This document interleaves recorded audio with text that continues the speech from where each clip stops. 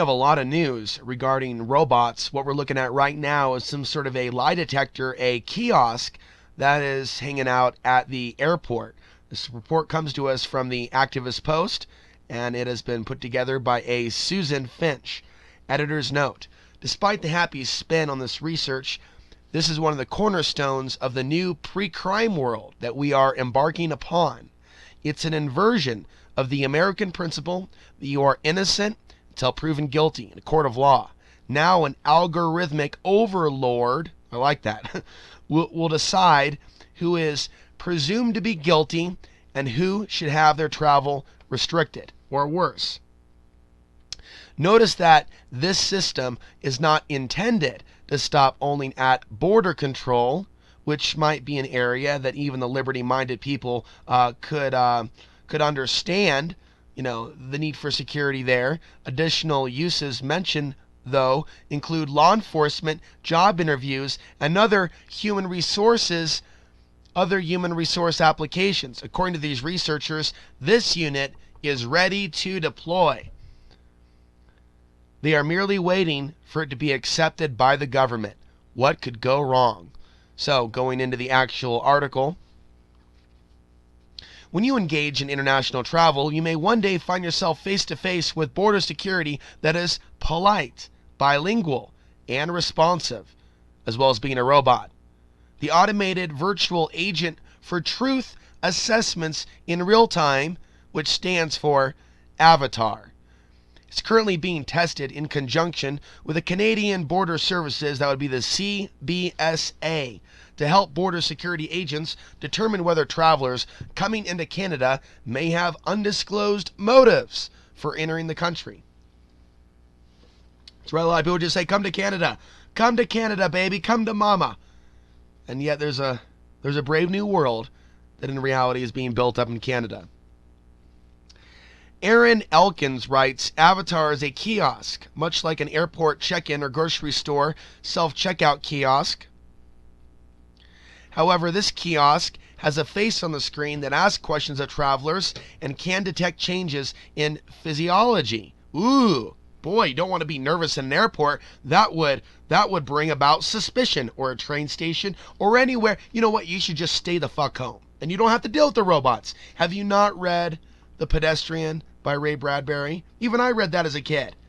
Certainly those of you older than I that are certainly sucking on the knob, sucking on the tit of the system, asking the system to bring out its AI to judge others from other countries. Oh no, but that's okay. But it's not okay if they're trying to read your mind. That's right. And I was just a crazy kid when I was 5 years old, having daydreams about one day our brains would actually be scanned and the data in our minds would be downloaded. I was just a crazy kid. None of this stuff is actually coming straight at us.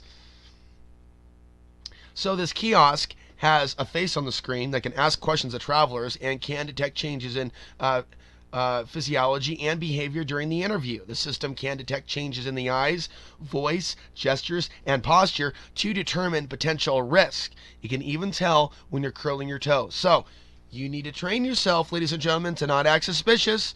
You should, if you don't have anything to hide, you have nothing to fear. You really should just stop sweating. Why are you sweating? Why are you sweating? Why are you sweating? Are you nervous? What's wrong? Why is your voice shaking? I'm sorry. Was this not supposed to be like some awesome party in the back while you give me the hands down the pants?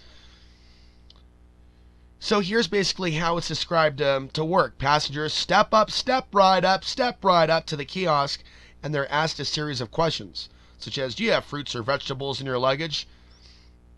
Are you carrying any weapons with you? Eye detection software and motion pressure sensors would monitor the passengers as they answer the questions, looking for telltale signs, psychological signs of lying or discomfort. Discomfort? What's wrong? You don't like my hands down your pants? Is there something wrong with my hands down your pants? Oh, that's suspicious. The kiosk would also ask a series of questions to establish baseline measurements, so people are if people are just nervous about flying, for example, they won't be unduly singled out. Oh, I feel so relaxed now. Oh, Jeez, because I was starting to think that I look like a suspicious person, a suspicious brown person, when I'm sweating profusely when I'm going through an airport.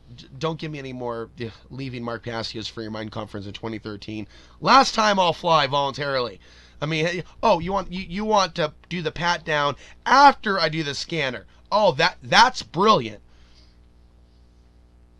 Okay, once the kiosk detects deception, the robot would flag those passengers for further scrutiny from human agents. Elkins began working on Avatar when he was a PhD student at the University of Arizona.